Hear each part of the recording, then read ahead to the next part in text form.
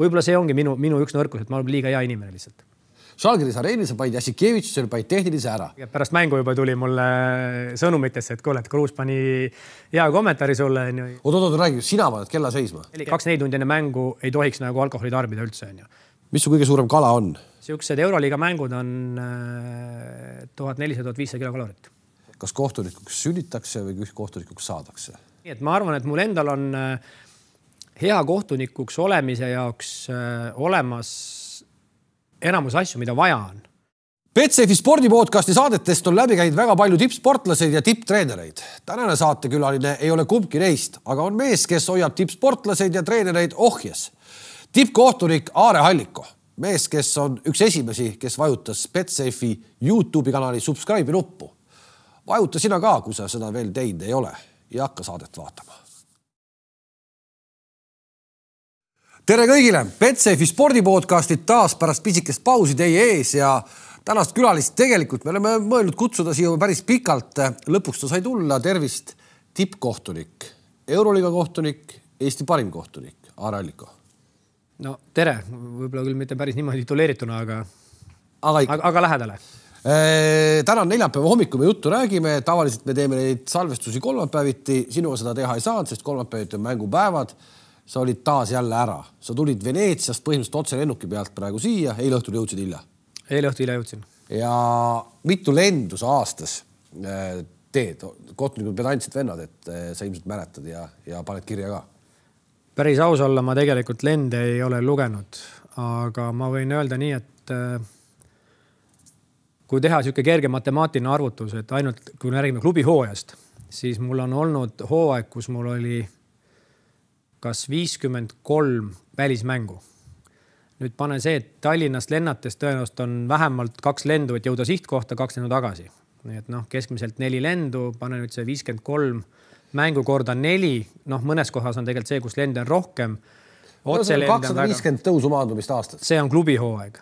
Samal ajal ma veel vilissin siis ka mingid koondiste mängud kuskil veel suvel, nii et Lennukisse intsidente järelikult ikkagi juhtunud on.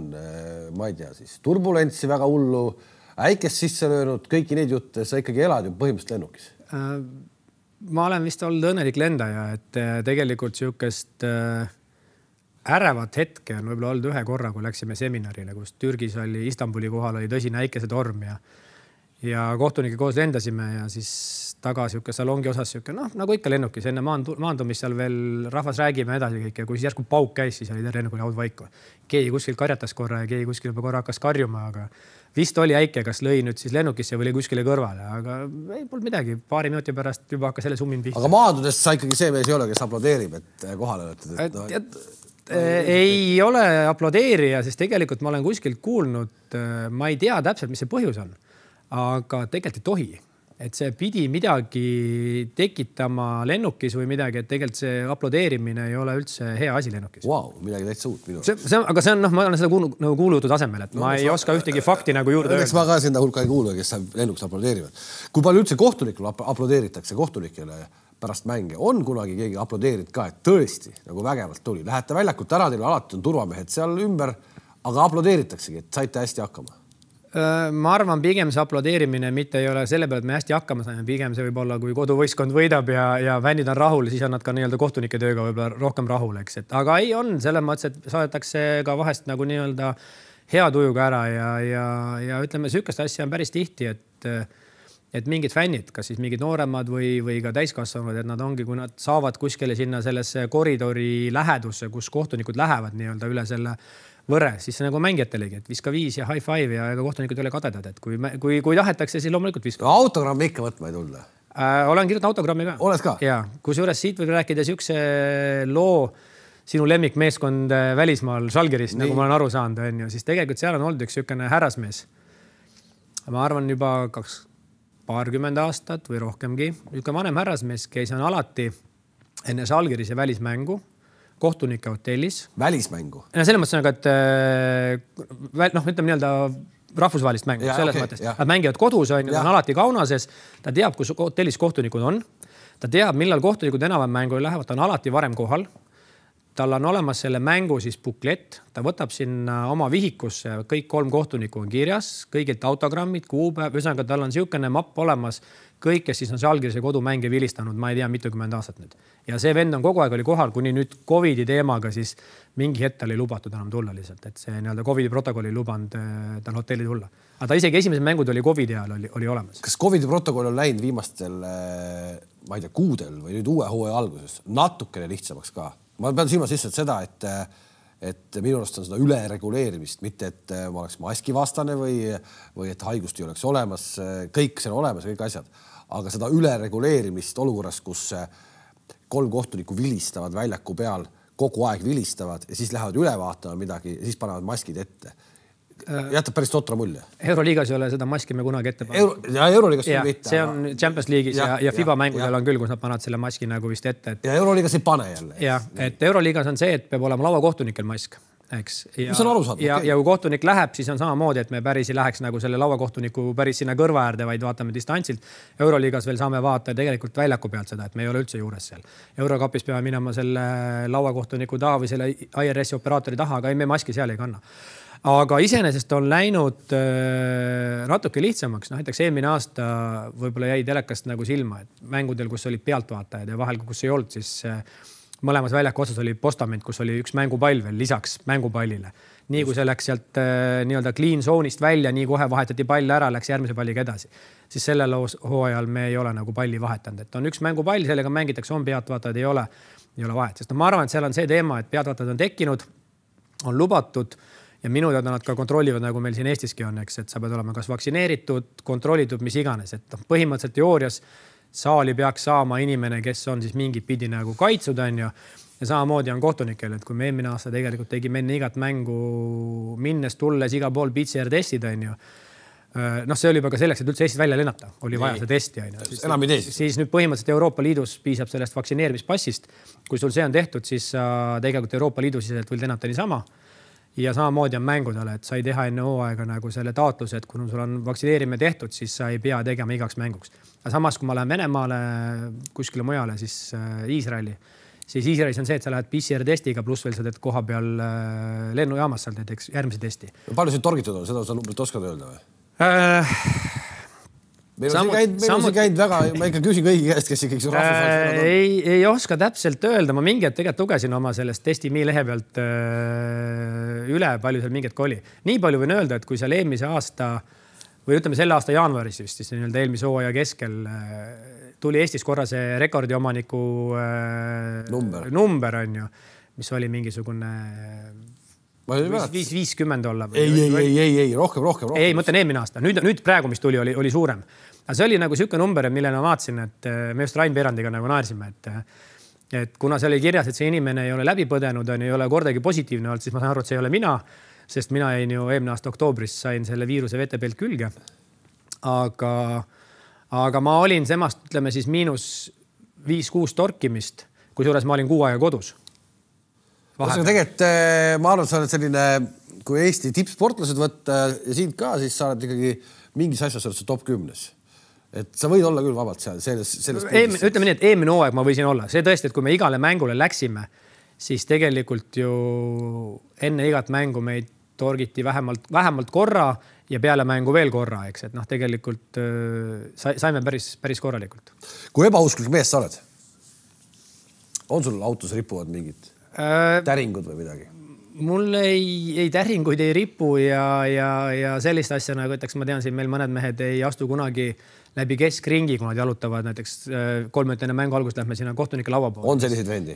On meil Eestis selliseid vendi, kes ei lähe läbi keskringi, vaid kes lähevad nii-öelda keskringist mööda. Uue Hendrik või? Ei, uue Hendrik ei ole, aga neil on kusagilt nagu nii-öelda noores peas, kui nad olid trennis käisid, siis midagi neile selgitati vist. Nii palju, kui ma nagu aru saan. Ma siuke mees ei ole. Aga ütleme nii, et midagi kuskil kindlasti ajusopis mul on. See, kus sa said teada aastal 2012, et su esimene Euroliiga mäng toimub 13. kuupäeval. 13. detsember. Ei olnud. Ei, see 13 minu jaoks ei ole nagu see, et 13 reede minu jaoks on tavaline päev. Ühesõnaga, 13 reede 2012 aasta Real Madrid ja Ljubljana Olümpia.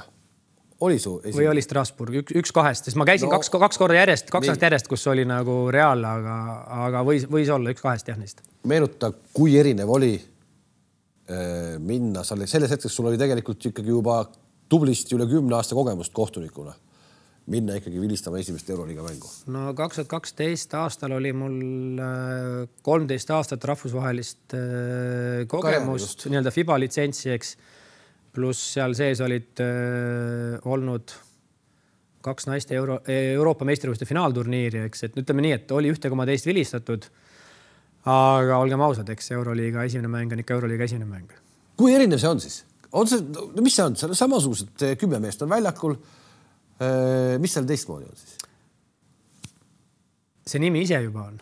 Ma arvan, et isegi võib-olla ma ei võtaks seda nagu nii-öelda Euroliiga. Ma arvan, et üks ta puha, kui kohtunik läheb nagu samm-sammult kuskil järgmisse astmesse, siis selle uue liiga, mis teoorias on nagu siis tugevam kui eelmine, siis see esimene samm, esimene mäng seal ikkagi on natuke nagu erine. Ta on ikkagi natukene oma selle auraga ja kõik see, eks. Ja lõpuks, kui sa seal sees oled, sa juba harjud sellega ära, siis ta enam ei ole eriline. Siis ta on nagu selline, ma ei saa öelda, et igapäevane, ta on loomulikult ikkagi no kahtlemata ma arvan, et see nii ei ole enam. Jah, täna, kui ma lähen Euroliiga mängule, siis selleks, et tekitada samasugust tunnet, siis tõenäoliselt võib olema nüüd tõesti mingi 2 tippsatsi omavahel mängivad või siukene, ütleme, tol hetkel oli lihtne, eks. Mitte lihtne, aga Real Madrid, suur favoriit ja üks outsider, et selles mõttes pandi noor proovile, saad korra ära nuusuta, mis see õhk on, eks. Praegu sa peaks vilistama, kuigi tänapäeval liiga võib-olla läheb nii palju ühtlasemaks, et me ei saa enam öelda, et meil läheb esimene võistkond viimasega omavahel kokku ja et see on lihtne mäng. Seal võib rahulikult see viimane esimesele tõmmata koti pähe ja keegi ei saarugi sellest, eks. Aga tol hetkel see päris nii ei olnud. Ja praegu pigem on ikkagi see, et kui sa saad siis võib-olla, ma ei tea, alad näiteks Kaunases on välja kutsuvad mängu, kus puha kellega nad mängivad, sest juba see publik oli... Sa viid sinna juttu selle Kaunase peale, ma tahan seda küsida nii ära. Et kui sa nagu oled selles saalis, see on nagu omaette fenomen, eks. Samamoodi lähed Baskooniasse, seal on omamoodi fännid, eks. Lähed... Kus on kõige vastikum? Kõige vastikum, konkreetselt kõige vastikum. Kus kohtunikul on halb olla? Mul ei olegi olnud sükest.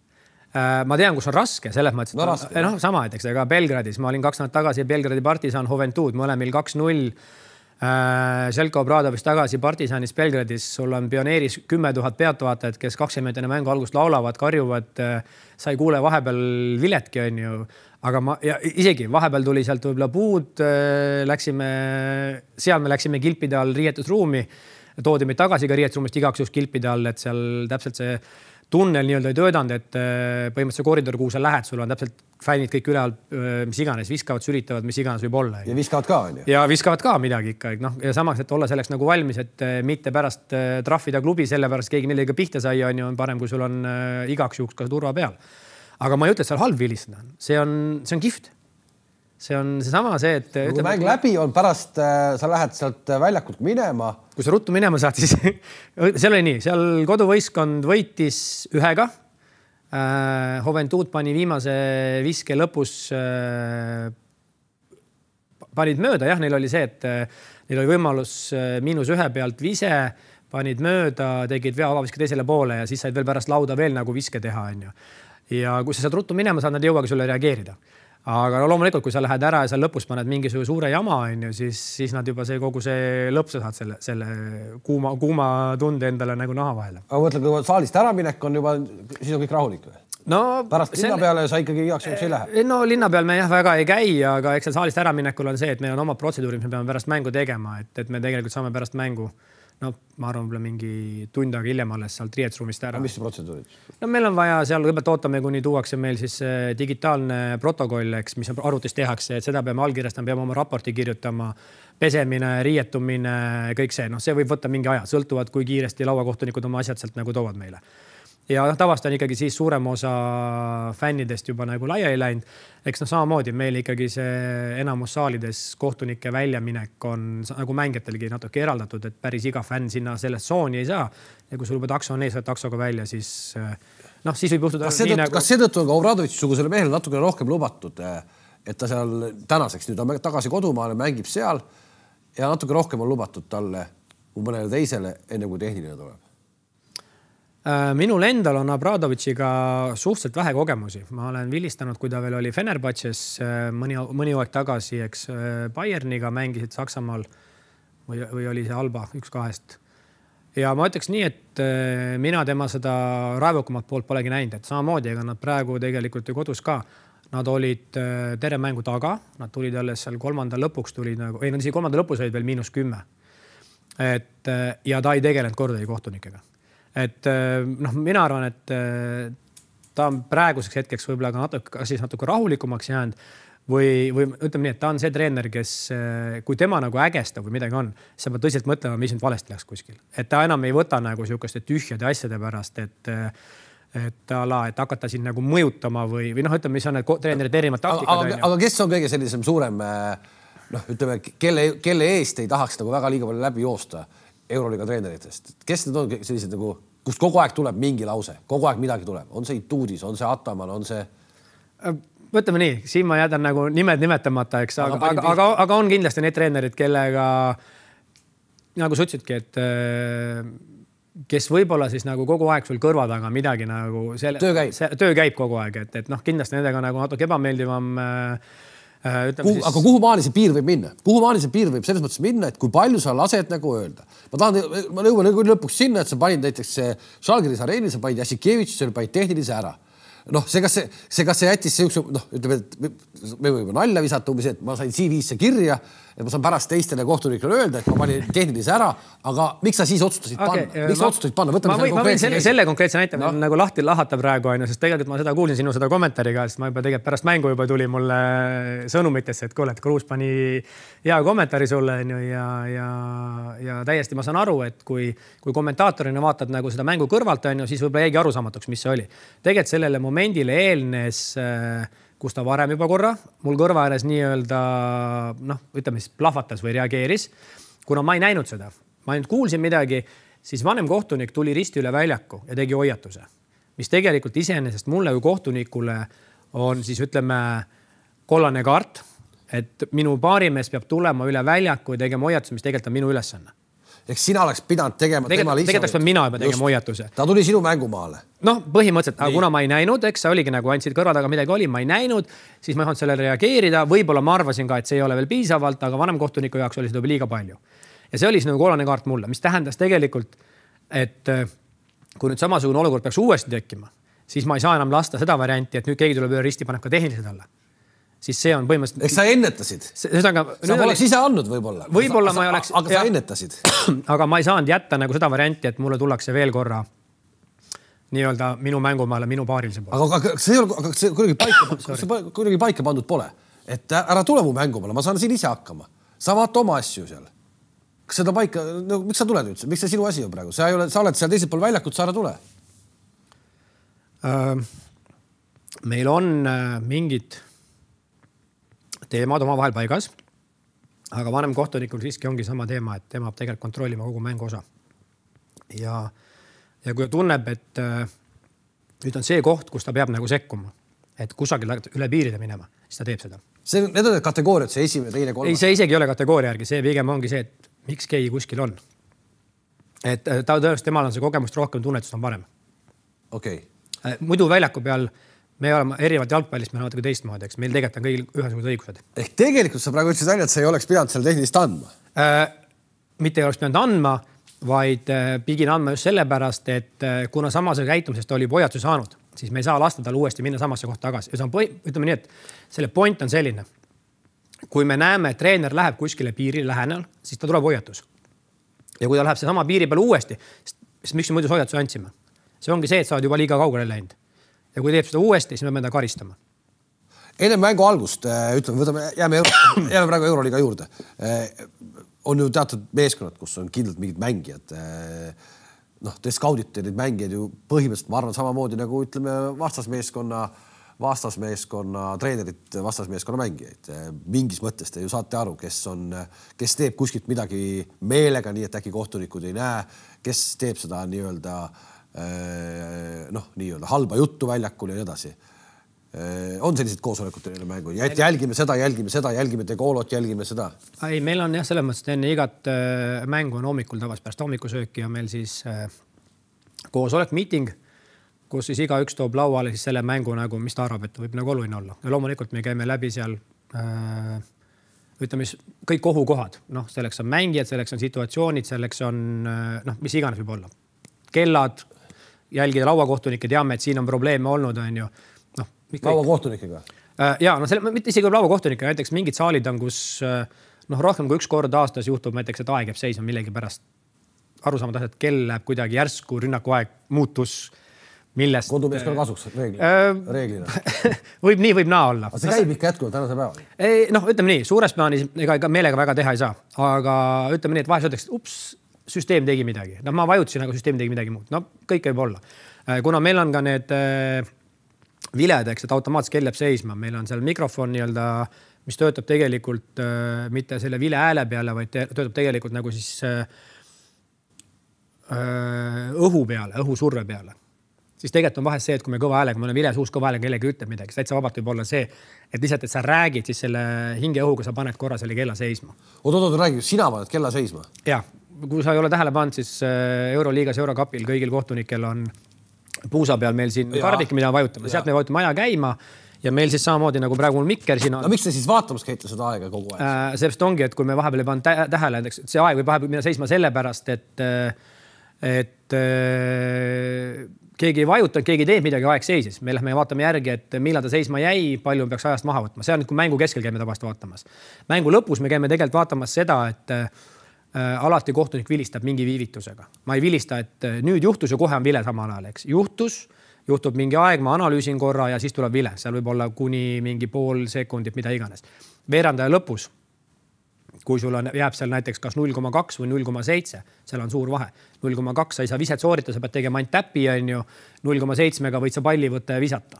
Ja siis me käime vaatama sellepärast üle, kui on veerandaja lõpus, palju meil aega jääb, panna täpselt see hetk ja siis me võtame video järgi, mitte see, mis hetkel ma vilistasin, vaid see hetkel, mis hetkel see kontakt toimub. Me võtame esimese kaadri selles kohas, kus kontakt toimub, vaatame ülevalt kella järgi ja paneme selle kella aja. Et sellepärast me käime, ütleme, veerandaja lõppudes ja olukorras käime kella vaatamas. Mis on kõige suurem kala Euroliigas on olnud, mis sa teinud oled? Pärast mänge tehakse neid raporteid, sul on ilmselt keegi, kes teid jälgib, annab tagasiside. Mis su kõige suurem kala on nende 10 aasta jooksul?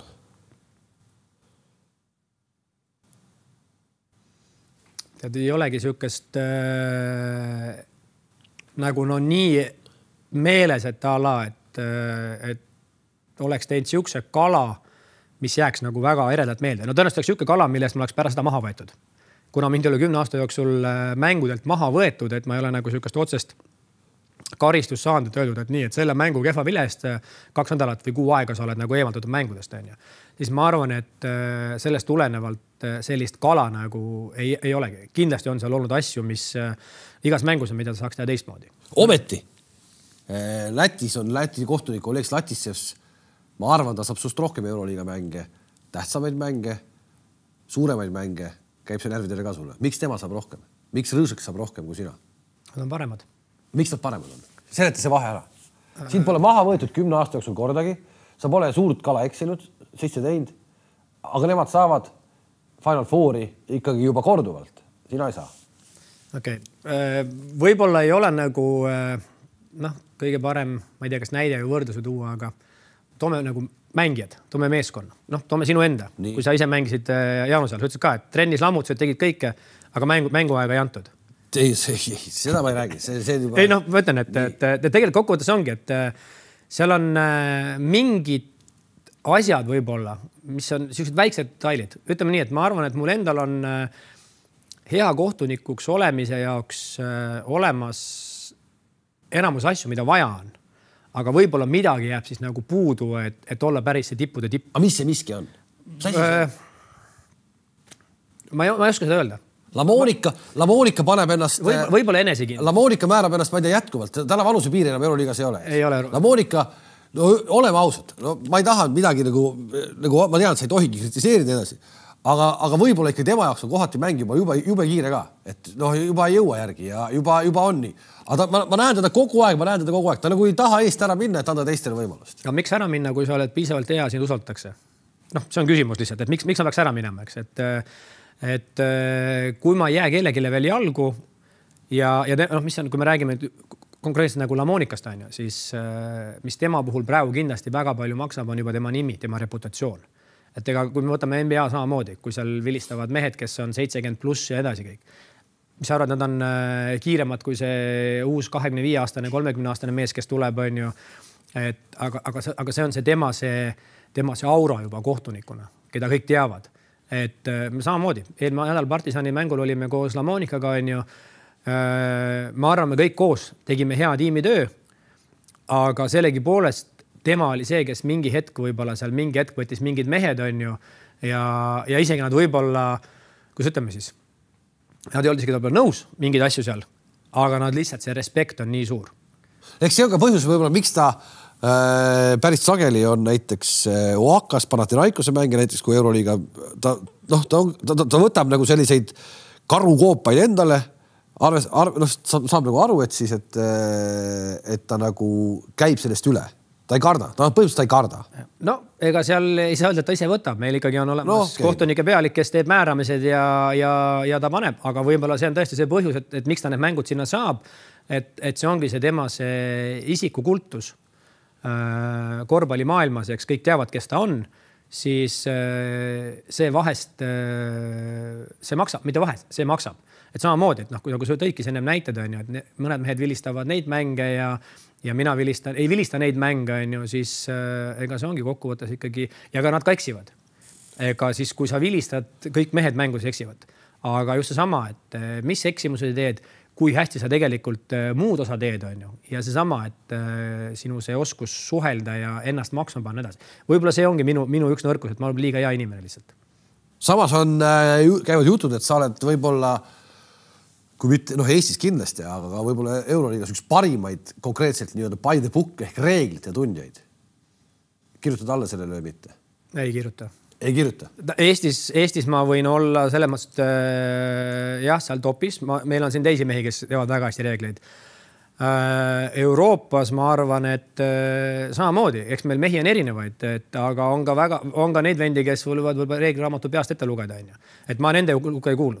Aga ma arvan, et ma olen reeglites suhteliselt kodus, jah. Nii et kohtunik ütlebki rahulikult siin praegu diivani peal istudes, et sa ei teagi kõiki reegleid? Ma arvan, et ma tean. Aga kui keegi paneb mingisuguse ekstreem olukorra ette, ma arvan, ma pean siis hakkama tõsiselt mõtlema, et kuidas see asja üle päris õigesti lahendada. Viimasel ajal neid uusi reegleid tuleb nii palju peale, et jube keeruline, nagu üldse kohati juba mängust aru saada, vähemalt nii-öelda, kes ma ikkagi keskmisest rohkem ka korvpallimänge ja kohati juba ei saa nagu ka aru ja siis kirjutan vahel kas sulle või kellegile ja küsin, mis värgid on. Kuidas sa ise nagu kogu sellega nagu selle muutustega hakkama saad ja on nii palju vaja muuta neid reegleid? No ma arvan, et ei ole. Et tegelikult eks meil endal ongi, et kui ma mäletan sama, kui ma alustasin vilistamist, kus muudeti reeglid iga 4 aasta tagant, oli nagu lihtne, eks. Tuli uus reegel, õppisid ära, harjus sisse, oli juba selge. Praegu on niimoodi, et üks on reeglid. Meil on niisugune 80-90 lehekülge reeglite raamatut. Meil on natuke rohkem lehekülgi tõlgenduste raamatuid, mis iseenesest on nagu absurd, et sul on nagu reeglid juba nagu kõik olemas ja siis sa pead veel kirjutama nagu tegelikult reeglid veel lahti 2 korda paksema raamatu, on ju. Ja kõige suurem probleem tegelikult ongi, et isegi mitte nii palju reeglid ei muudata, aga selles tõlgenduste raamatus tuleb nagu või interpretatsioonides tuleb nagu muudatusi sisse. Ja kes neid koostab? Kes seda tõlgenduse raamatut koostab? See on põhimõtteliselt nagu FIBA poolt siis. FIBA tehniline komisjon või FIBA siis nagu on mingid inimesed, kes sellest nagu vastutavad. Ja kui sul tuleb vahepeal 2 korda aastas tuleb nagu tõlgenduse muudatusi, et sa loed sügisel mingid asjad ära, teed selgeks, on ju, ja siis tuleb talvel korra sul uuesti ja sa pead hakkama nagu uuesti mingid asju ümber nagu mõtlema, siis nagu läheb vahest keeruliseks. Et näiteks oli enne seda, kui ma Venetsiasse läksin, ma läksin siin otse Saratovist, siis tekkis meil üks olukord, kus me enne mängu võtsime interpretatsioonid lahti lätlastega koos. Sest ma ütlesin, et nüüd on tegelikult niimoodi, et ei ole. Õigemini oli peale mängu, sest meil mängus tekkis üks vahetusolukord. Ja ma ütlesin, et kuule, et see muutus ära siin. Ja siis võtsimegi lahti ja tuli välja, et oligi ära muutunud. Sina teadsid seda? Mina teadsin seda. Mul oli selline küsimus olnud hooaja alguses testis sees. Et ütleme nii, et ega ma muidu ka mõtlesin, et eelmine aasta tuli siuke, et me ei tohi seda, et see on vahetus, on ju. Ja nüüd järsku küsimus, et mis on ja siis ma nagu võtsin lahti ja tuli välja, et olid ära muutnud. Kas see, kui sa läksid Euroliigasse, siis sa kaotsid sellega ära töökoha FIBA mängudel? Ei, kui ma läksin Euroliigasse, siis ei olnud probleem. Siis veel ei olnud probleem. Vahepeal see tekkis see probleem. See probleem oli kunagi alguses, kui Euroliiga loodi. Siis 2004 või 2005 jälle ühineti oma vahel ja kuni 2016 suvi oli sõprus. Nii et 2015 tänu sellele ma olin EM-il Berliinis alagrupi vilistasin ja 2016 veel olin noorte MM-il. Ja põhimõtteliselt siis noorte MM-il juba hakkas tulema kõlakaid, et sügisest on sul vaja valida kas see või teine.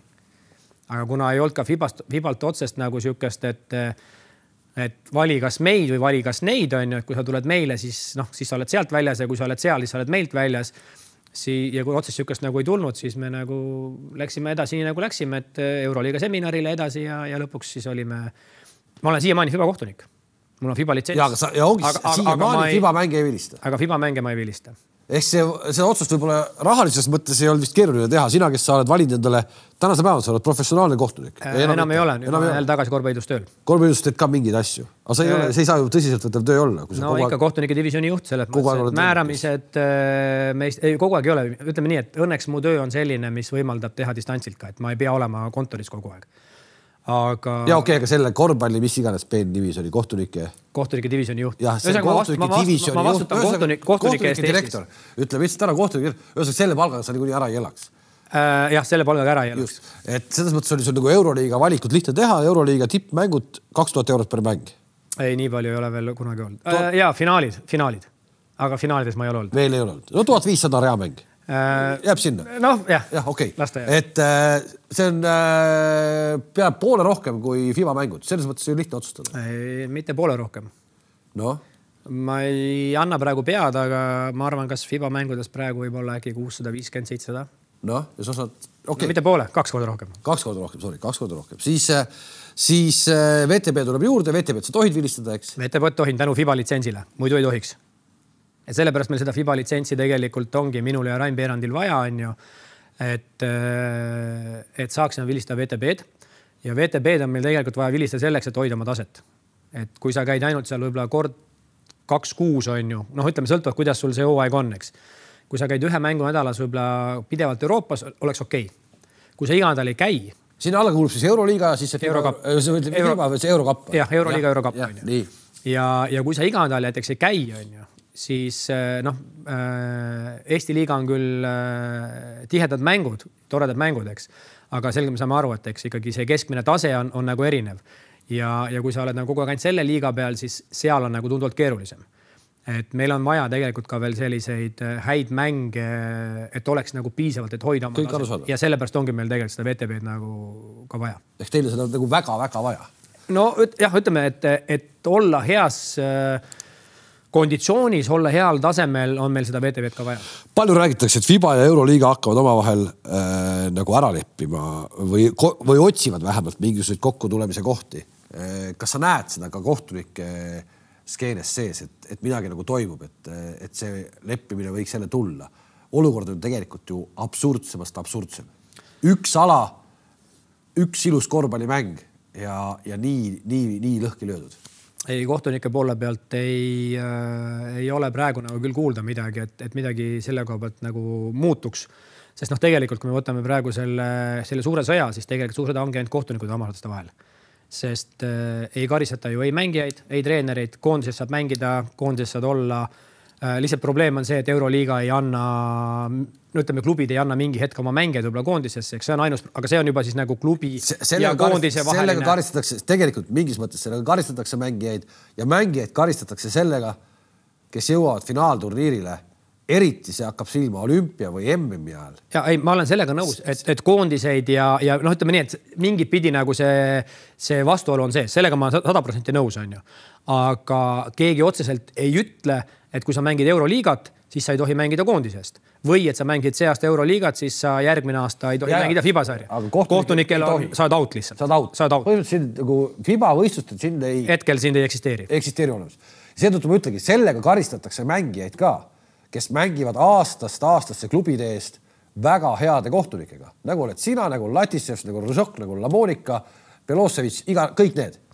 Kogu see kaader jääb finaalturniiridel eemale. MM-finaalturniiri mängivad Leedu, Austraalia ja vilistab Taiwan, Puerto Rico ja kurat juba, ma ei tea, Kurru-Ruvuti saared. Ühesõnaga, see tase, see on karjuvalt piinlik minu arust. Okei, no kui sa võtad jah niipidi, siis ma nagu alguses seda ei mõelda, et ütleme, see Euroopa tippkohtunike puudumine suurturniiridele, et selle karistatakse nagu neid. Jah, sellega ma võin nagu mingit pidi nagu nõus olla, et tegelikult, kui me vaatame varasemalt kõik suurturniire, eks, et tegelikult on olnud ju kogu aeg. On olnud Euroopa tipud, on olnud Põhja-Ameerika tipud, on olnud Lõuna-Ameerika tipud ja siis on nii-öelda ka mujalt veel, kes on siis nagu juures, sest igast sellest maailma jaost peavad kohtunikud ka olema, kus on ka siis kohalikud tipud, on ju, kes tulevad ja saavad. Austraalia ka, eks. Austraalia on ka ikkagi seal, tippmehed on ikkagi nagu väga tasemel. Aga praegu hetkel on jah, ütleme siis Euroopast nagu need mehed puudu, kes tegelikult vilistavad siis Euroopa kõige kõrgemat taset. Sa pead tunnistama, et need vennad, kes seal nüüd MM-finaalturniiril mingil hetkel vilistavad, nad ei ole ju sellist mängu näinud. Nad ei olegi, nad ei saagi sellele pihta. See pole ju võimalik. No, eks nad mingil määral seda mängu kindlasti on näinud, et ega Champions Liiga tipp on ka ikkagi tase ja need samad mehed tegelikult nii mõnedki on olnud ju varem Euroliigas. Taivani vennad. Ei, seda küll, ma mõtlesin praegu Euroopa meestest nagu, et kes Euroopas on, et Taivani vennad, ma ei oska öelda, mida nad kuskil vilised on, eks, et me ei oska öelda, kuidas on see Aasia meistrivõistluste tase on ju, kuidas see klubide meistrivõistlused seal on, et me ikkagi teame rohkem, mis meil Euroopas toimub ja kui me vaatame ka Hiina liigat ainult, eks, mehed, mis numbritega tulevad, siis suurte numbritega tulevad. Kohtunikke pole vaja selles mängus. Täitsa võimalik, jah, aga ei, ma ei tahaks üldse nagu halustada neid, eks, nende jaoks on see ka ikkagi nad teevad ju oma tööd nii hästi, kui nad oskavad ja selle tasemelt nagu, ütleme nii, ma toongi piltlikult selle näite. Kui ma peaks minema Eesti meistrivõistluste pealt või Est-Lat liiga pealt on ju, või isegi Balti liiga pealt peaks minema MM-finaali vilistama, siis tõenäoliselt oleks ma samas olukorras, et Kalev Kruus vaataks mängudeks, mida see Alliku sealt Eestimaalt küll siin mängul teeb, on ju. Seda küll, aga mängijatel ikkagi on unistused liikuda samm-sammult kõrgemale. Sul oli ka Eestist välja saada, said Euroliigasse, see on Euroopa absoluutne tipp. Miks sellist liikumist ei ole, et Euroopa tippkohtunik saaks võimalusega ka NBA-s? Pole vaja üldse, vajadust ei ole või?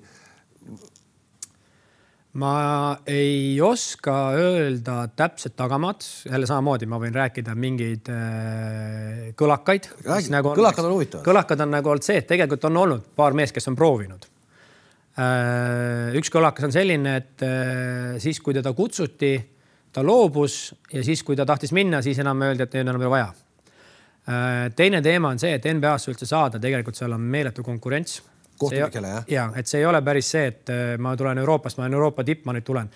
Seal käib kogu süsteem tegelikult läbi koolituste sertifitseerimise. Selles mõttes, et üldse saada kuskil laagrisse, sul pole mitte näidata mingid paberid, mis koolitust sa läbi teinud oled. Ja põhimõtteliselt need vennad käivad USAs erinevaid koolitusi läbi, ühes laagris, teises laagris saavad sealt tõendid, nad on sinna saanud, siis nad saavad kandideerida alles kuskile laagrisse, kust omakorda valitakse välja mingid, kes saavad kandideerida. Ühesõnaga, see hierarhia nagu läheb sinna ja lõpuks, et sa sinna nii-öelda NBA vaate välja jõuad, selleks sa pead olema ikkagi juba nagu päris palju seal seda kohalikku tööd nagu teinud. NBA kohtunikud, tippkohtunikud on miljonid?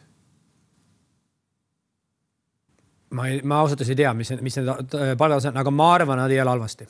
Ehk et saavad hakkama küll. Ma arvan, et NBA-s professionaalne kohtunik ütleme nii, saab olla professionaalne kohtunik ja kindlustab oma elu rahulikult ära.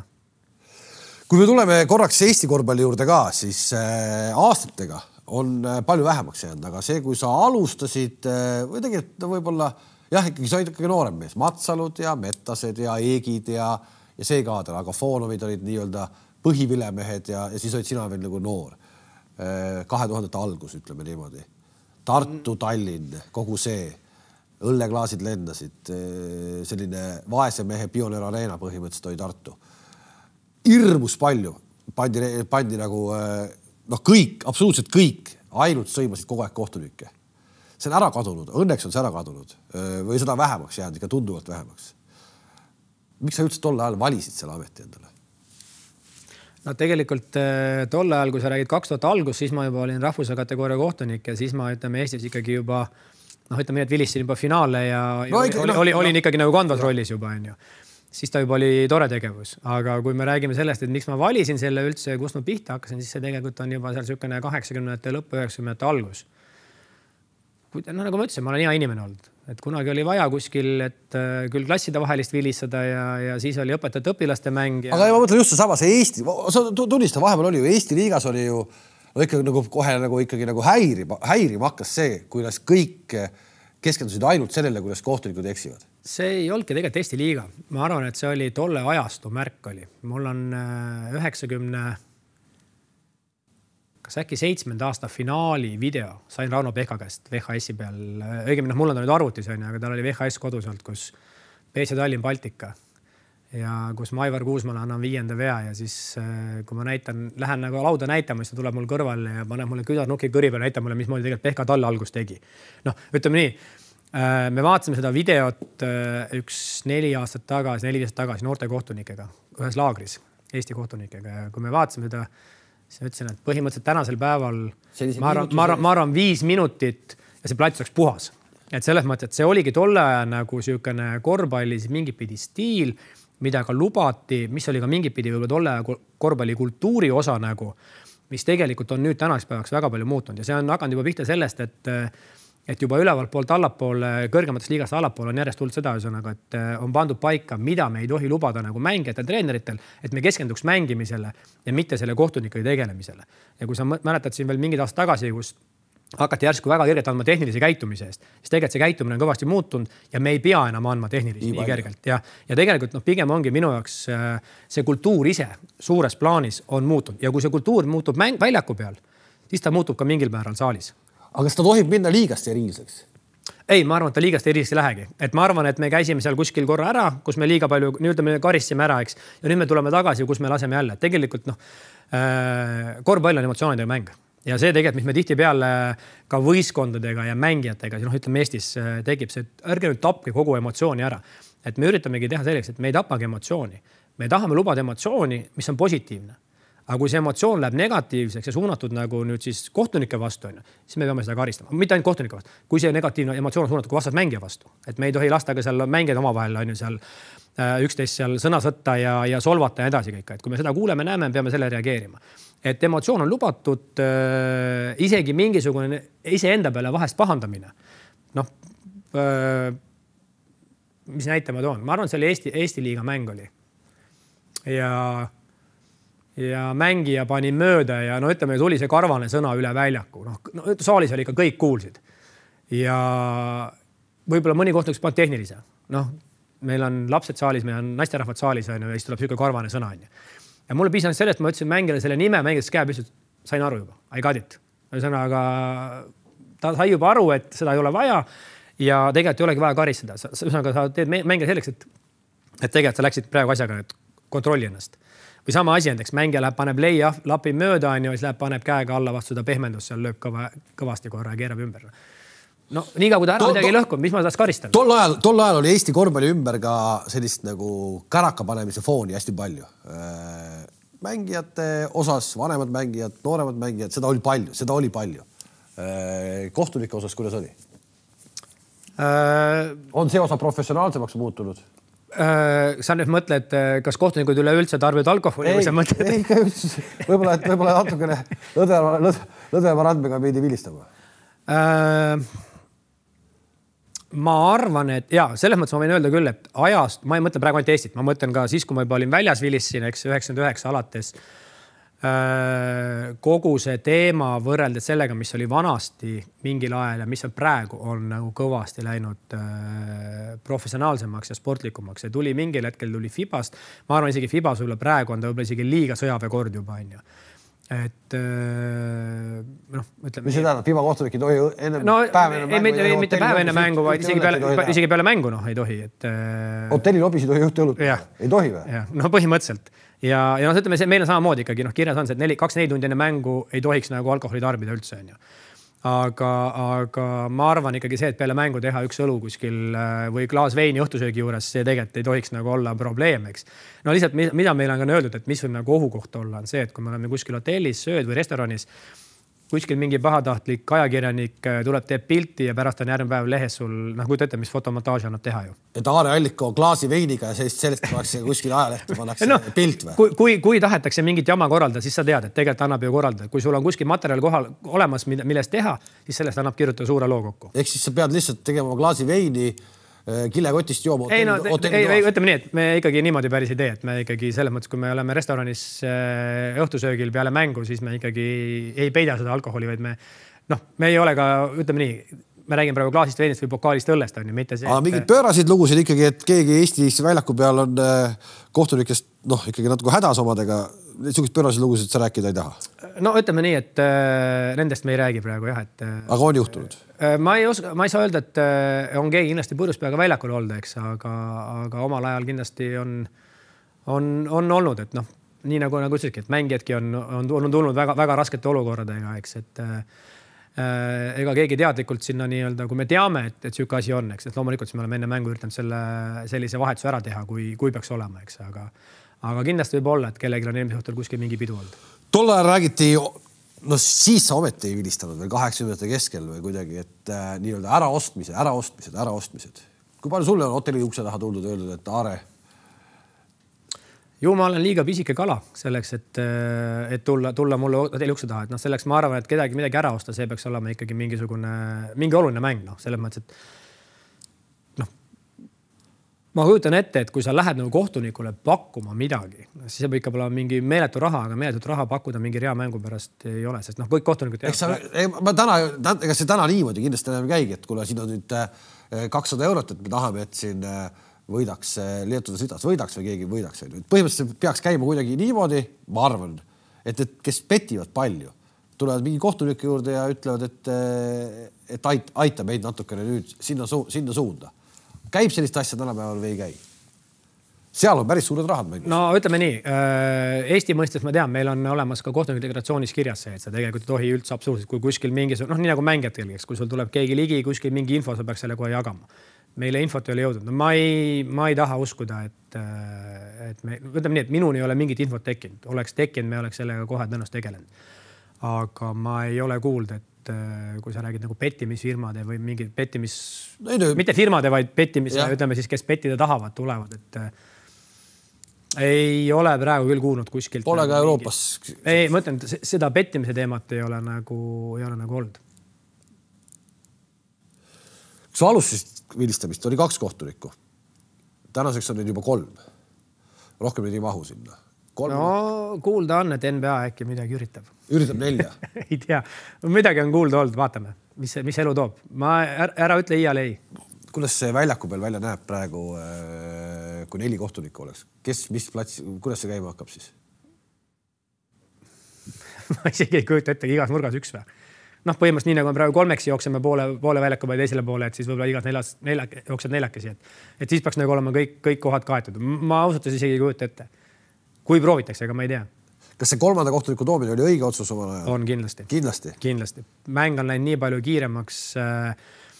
2 kohtuniku puhul oli nii palju seda pimedat nurka, kus meil see praegu üks mees nii-öelda abiks on. Isegi 3 me ei näe kõiki olukorda. Vahest võtadki mingi video lahti klipi, et miks me ei vilistanud. Hakkad vaatama, keegi ei saagi näha. See on täpselt siuke olukord, et kaamera ülevalt näitab sulle, et seal on kontakt, aga mehed on niimoodi ümber, et sa ei näegi mitte kuskilt nurgalt seda. Et 3 on kindlasti õige otsus. Lisaks sellele veel, et kui me alustasime 2, siis see mäng käis ikkagi rohkem nagu palli ümber ja palli läheduskatted on ju. Seda, et kuskil korvi all pandi katteid, et keegi kuskil üle välja pressis, kuskilt hoidis eemal, seda nagu oli vähem, eks. Praegu, kui sa vaatad, siis tegelikult 10 meest on väikse ala peal ja kõik mehed teevad midagi praktiliselt, eks. Et, siin on katte, sinna tuleb lõige. Kui sa pead vaatama palli, siis tuleb sul katte üles, sa pead vaatama palli, 4 meest on sul siin, on ju, kuskil on sul veel 6 meest ja siis 1 mees peab vaatama 6 meest, kes võib-olla on üle väljaku laiali. Nüüd on vähemalt 2 mehe vahel see ära jaotud, et nad peaks nagu saama selle pildi kätte. Tänapäeval on igast moodsad aparaadid, nagu sa ütlesid, Ville peale läheb kell käima ja seisma. Palju sa jooksed mängu ajal siis maha? Seda aparaati mul ei ole. Mul on olemas küll kell peal kogu aeg. Kuna saalis see GPS-iga nagu väga hästi ei toimi, et me seda distantsi ei ole mõõtnud. Aga siuksed Euroliiga mängud on 1400-1500 kilokalorit. Okei, see täitsa okei. Ütleme, see on selline info nagu. See ütleme siis koos mänguelde soojendusega. Et kogu ajaline kulu kuskil natuke üle 2 tunni on ju kuskil 1400-1500. Kergemad mängud, ütleme Eestiski on siuksed Eesti mängud, ütleme, Pahvliiga mängud on kuskil 1200-st ka kuni 1400-ni, sõltuvalt mängust on ka olnud sinna päris kõrget. Ja pulssi ikka näed ju, palju sul läheb? Pulssi võtame, tavast on see, et ütleme nii, maksimumi saan tavalist soojendusajal. See on siis niisugune 160 peale kuskil. Ikkagi punases? Ikka punases, nagu soojendusajal ikkagi viid ennast punasesse ära, et oleks mänguks valmis. Ja siis mängus ma ei olegi nagu päris niimoodi vaadanud, palju on tulnud. Ütleme nii, et ma päris soojenduse pulssi pole kätte saanud. Aga mingi hetked tõenäoliselt kuskil, kus on olnud edasi mingi 2-3 spurti ja siis tuleb veel mingisugune action sinna, kus lööb veel niisama ka pulsi üles, eks. Et tõenäoliselt sealt ta tuleb päris kõrgele. Mis eeldab, et sa teed ikkagi päris korralikult ka sellist toorest jooksutrenni, kes su sotsiaalmeediat jälgib, saab sellest aru, sa ikkagi paned üles oma ringe, mis sa seal jooksed. Vahest. Palju siis kilomeetrit tuleb? Ma ei ole jälle samamoodi, ma sellist treenikilometraaži nagu taga ei aja ja pigem on see rohkem niisugune enesetunde ja selle järgi. Pigem jooksen rohkem ütleme hooaja välisel ajal. Kui hooaeg on, kus kogu aeg lendad ühes kohast teise, siis minu vanuses peab andma juba natukene kehale ka nagu puhkust, et ma ei ole enam 25 on ju, kus ma tulen lennuki pealt ja lähen jooksen maratoni, eks. Et pigem on ikkagi see, et kui mul on siin, näiteks eilegi alustasin Eesti järgi siis kell 4 lendasin välja Veneetsiast või. Ütleme enne veel hotellis ka veel sinna, 4 oli esimene lend ja ma maandusin Eestis kell 11 õhtul. Veneetsiasse minekul ma lendasin välja Eesti järgi kell 10 Saratovist ja maandusin Veneetsias Eesti järgi südaööl. Kui sul on siuksed lennud, siuksed reisipäevad, siis mingi hetk sa pead nagu võtma selle, kus sa lihtsalt natuke nagu ei lähe enam jooksma, vaid sa võib-olla lihtsalt teed mingisugust võimlemist ja mingit lihtsalt taastumist. No kui keegi, siis kindlasti sina, kui veel lendamisest rääkida tahaksid, et meil oleks see lennuühendus vähe parem, kui see on, et meil tegelikult ikkagi väga pole võimalik kuskil lennata. No ütleme nii, et enne pandeemia algust meil oli ikka suht okei oli. Läbi Frankfurdi, siis Nordicaga läbi Varssavi. Ütleme nii, et tegelikult sa said igale poole. Lendas Aeroflot Moskvasse, said Venemaale, Frankfurdiga Euroopasse, läbi Varssavi Euroopasse oli vaja minna kuskile läbi Istanbuli. Põhimõtteliselt asi toimis. Eelmine aasta oli ikka, see oli ikka karaul. Siis kõik need testid, kus lennujaamas on sul vaja ühte testi, kus lennujaamas teist testi, kus oli vaja antigeen, kiirtesti, kusagil oli vaja PCR-i, kusagil oli vaja mõlemat, siis lennukid ei lenda, siis ma istusin kuskil Riias vahepeal 8 tundi lennujaamas sellepärast, et lihtsalt ei olnud vahepeal lendud tulla Tallinnasse. Venemaale käime siiamaani tegelikult ju terve eelmise hooaja pluss veel selle hooaja algus nii Euroopa mängudele kui VTB-le sõidame autoga Narva, jätame auto sinna, jalgsi üle piiri, sealt on taksoga Peterburi ja Peterburist hakkad lendama. Nii et sa põhimõtteliselt saada esimest lendu, sa reisid 6 tundi. Võimas. Et neid lende nagu nüüd on midagi läbi Riia avanenud, läbi Helsingi, aga need on ka siuksed, kuidas satub nagu. Küsimus, mida sa ilmselt on vastanud 10 ja 10 kordi, kas kohtunikuks sünnitakse või kohtunikuks saadakse? Ma arvan mõlemat. Selles mõttes, et sul võib olema sündides olemas see geen, et sust võib saada kohtunik. Ja siis mis geen siis on? Kas sa päriselus ka, kui keegi läheb punasega üle tee, olemata liikluspolitseiniks, sa ikkagi võtad kõrvalt istmed vile ja vilistad, kui ei tohi, et sa ikkagi oled nagu päriselus ka natuke kohtunik? Ma päriselus kindlasti mingit pidi natuke olen kohtunik, ma päris natis kinni ei võta. Kellegi poes maski ees, sa kohe ikkagi paned tehnilise? Ei, ma selles mõttes päriselus neid liigutusi ei tee, aga ma ise üritan ikka päriselus suhteliselt, kas nüüd nööri mööda, aga jah, ütlen punase tulega, kui tõesti ühtegi autot kusagilt ei tule ja ma seisan seal niisama, siis ma võib-olla lähen sellega üle ära. Aga üldiselt ikkagi nagu üks näidega, miks, kui sul on ka seal muud rahvast veel selle punase foori tulal, eriti kui mõned lapsed on, lihtsalt ei saa anda halba eeskuju. Kui sa tõesti juhu üksinda, kui sa kedagi tule, on punane tuli ja sa lihtsalt siin peaks muidu seisma, siis ma võin üle. Liiklustrahve, kui palju sa saad oled? Teades su ikkagi tausta, et sa oled suhteliselt edevate autode austaja, võiks öelda. BMW ei ole sinu jaoks võõras. Et kui palju sa trahve saanud oled? Tegelikult, kui päris aus olla, siis ma ei ole edevate. Mulle meeldid just autod, seda küll. Aga kui ma võtan oma viimase BMW, siis see oli aasta 2004. Äkki. Ikkagi on sul olnud. Ja ei, kunagi BMW-sid oli mul palju, need nii-öelda rullnoka BMW-sid, kui ma olin päris noor poiss ja siis oli küll. aga ei, tegelikult sõitsin vahepeal täiesti tavapäraste normaalsete inimeste autodega. Sest sulle töö juurest anti neid? Ei. No, ostsin ja ühe küll sain töö juurest, aga mille ma ise välja ostsin pärast, sest see nii-öelda liising see läbi. Aga ei, mul on tavapärased autod. Nüüd viimased autod on küll olnud. Proovisin natukene teistsugust autot. Jäin väga rahule. Ostsin uue samasuguse. Mis see on siis? Jaguari. Assa, no näed. Aga ütlen selles mõttes, et kõik vaatasid, et palju raha tekib, mõtlesin, et ei, tegelikult turu pealt tõenäoliselt, kui me räägime BMW-dest, Mercedest asjadest, siis need tegelikult on kallimad. Sama klassi autodena on kallimad. Küsimus oli mul tegelikult üldse see, mitu korda palju trahvi saanud. Olen saanud, olen ka lubades kunagi ilma jäänud noores põlves. Nüüd viimasel ajal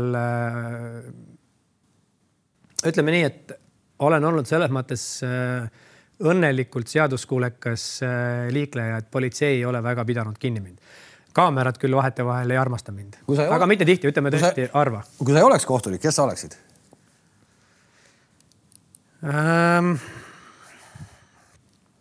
Ma ei tea, ma olen eluaeg kohtunik olnud, aga mis ma siis veel on olnud? Ma olen pedagoog tegelikult paberite järgi. Ma olen kehalise õpetaja olnud koolis. Olen andnud huviala ringina korvpallitrenniga. Võib-olla oleks läinud kunagi selles suunas. Sport on mulle eluaeg meeldinud. Samas kõik, kes mind teavad, alles Veneetsiaski öeldi mulle, et Euroliiga kohtunike seas käib kõlakas, et ma olen vist kohtunik, kes kõige rohkem räägib. See ei ole kõlakas, see on fakt. Et suu peale ma kukkunud ei ole, võib-olla äkki mingisugune meeleahutuses kuskil mingist laulda ma ei oska, selles mõttes, et trummilüüa ja showd, tantsu ma võin teha. Ja. Et rääkida oskan ka. Võib-olla oleks kuskil mingisuguste üritustega, võib-olla sellega seoses. No, ma olen kunagi Hansa spordiklubis teinud aastaid tööd ka, teinud perepäevasid, suvepäevasid, talvepäevasid, asju läbi. Pulvavana. No mõtlengi, et pulvavanana äkki võiks nagu osata natukene ka laulda. Kuigi seda on mulle kunagi jõud, et kõrvad vaatasid, kuule, et kas sa selle peale ei tahaks mõelda, et võiks täitsa nagu ju proovida. Äkki proovida. Kes teab, elu on veel pikk ees, ma loodan. Ehk hakkadki ametit muutma? Ei, kas ametit muutma, lihtsalt sa ütlesid küll, et Euroliigas ei ole vanuse piiri, aga kui me ennem rääkisime sellest, et hoida oma taset on vaja kindlasti ka palju häid mänge, on ju, siis nagu ma ütlesin, minu vanuses see vanus ikkagi varsti kukub. Fibas täna on veel vanuse piir? Fibas veel on vanuse piir. Ehk see kukub ära sul mingi 5 aasta pärast või? No tegelikult esmase, ma arvan, kukub ära 3 aasta pärast. Juba. Aeg lendab. Aeg lendab ja seal küll Fibas on nüüd ka tehtud see muudatus, et kui sa oled Fibas tippkohtunik, siis sa võid võtta 2 aastat juurde ja kui sa oled veel jätkuvalt nii-öelda musta litsentsiga tippkohtunik, siis sa võid saada veel, et kuni 54 tegelikult. Aga kuna hetkel ma ei kuulu FIBA mängude teenindavasse personali, siis tõenäoliselt mulle 50 pealt öeldakse aitäh ja head aega. Tagasiminek täna, kui sa Euroliigas ütled, ma rohkem ei vilista Euroliigat, kas siis võetakse sind FIBA liivakasti tagasi või mitte? Ilmselt mitte. Ainult see, nagu kui sa enne mainisid, et kui tekib see leppimine, siis kui nad arvavad, et neil võib mind vaja minna, siis nad võivad mind võtta. Kui nad arvavad, et neil mind vaja ei ole, siis ütleme nii, kui ma tänasel päeval lõpetaks FIBA vabatahtlikult ära, siis ma suure tõenäosusega ei oleks tagasiminekut. Või see tagasivõtmist sinna, aga muidugi kunagi ei tea. Kui meie saateid meil YouTube'is ikkagi vaatavad nooremad inimesed ka, siis miks keegi peaks tahtma saada korvpallikohtunikuks? Me jõuame tagasi sinnamaani, et kui sul on see geen olemas ja kui sa siis selle asja sisse saada, on ju, et ütleme nii, et see võib-olla ei ole otsene vastus nagu selle küsimusele, aga lihtsalt natuke nagu laiemalt seda rääkida, et kui sa rääkisid ennem, et kui ma tulin, eks, et ees olid meil suured korüfeed kõik, eks tegelikult oli meil ka nooremaid kohtunikke seal vahepeal.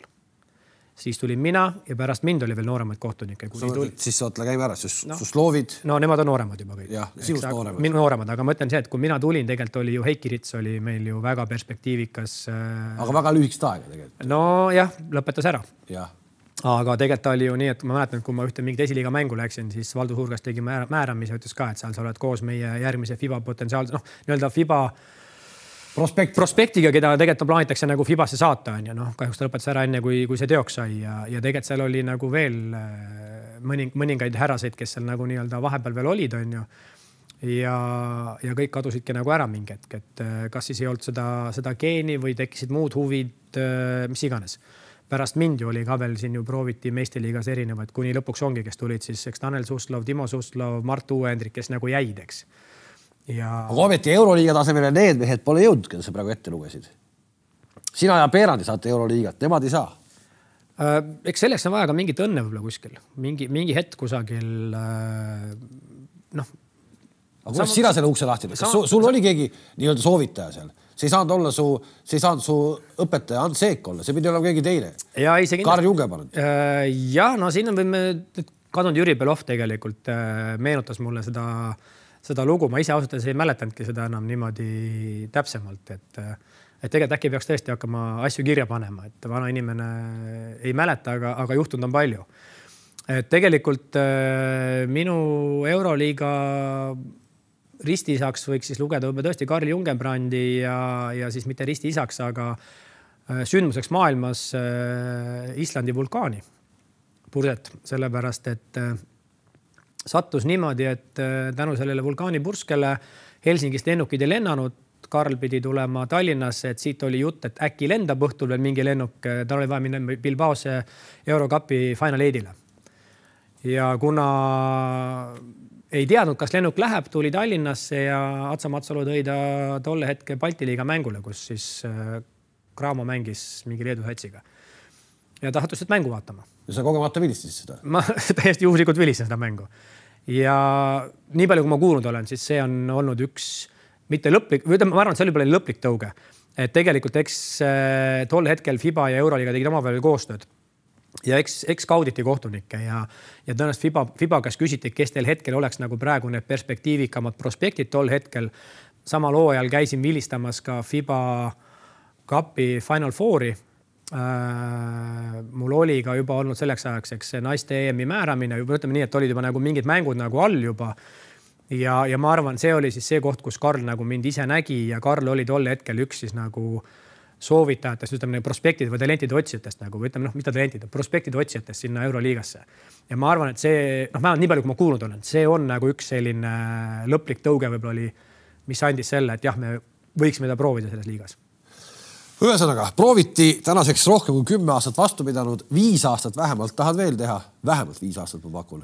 No mina tahaks teha nii palju, kui antakse teha. Niimoodi? Jah, et kui meil, nagu sa ütlesid ennem, La Monica on praegu, ma arvan, kas 55 või 56. Ja aeg lendab kiiresti. Alles ta oli alla 50, juba 55. Et kui tervis kannatab ja usaldatakse, siis läheks nii kaua, vähemalt hetkel oleks see soov minna nii kaua, kui antakse. No igal juhul, loodame, et see läheb. Täna oli meil siis saates Eesti saadik Euroopas korvpalliväljakutel. Aare Alliko, aitäh, et tulid. Tänud kutsumast. Kõigile vaatajatele tähed vaatasite ja kohtumiseni. Tuleb ju kohe peale!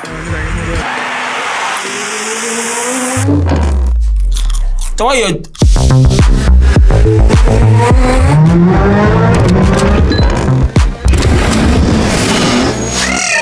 Ott, sa tead, sa lööd nagu raja rekord.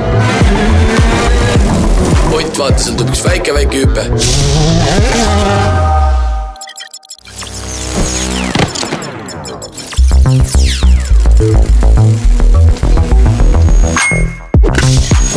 Ole mängus sees, avasta BetSafe.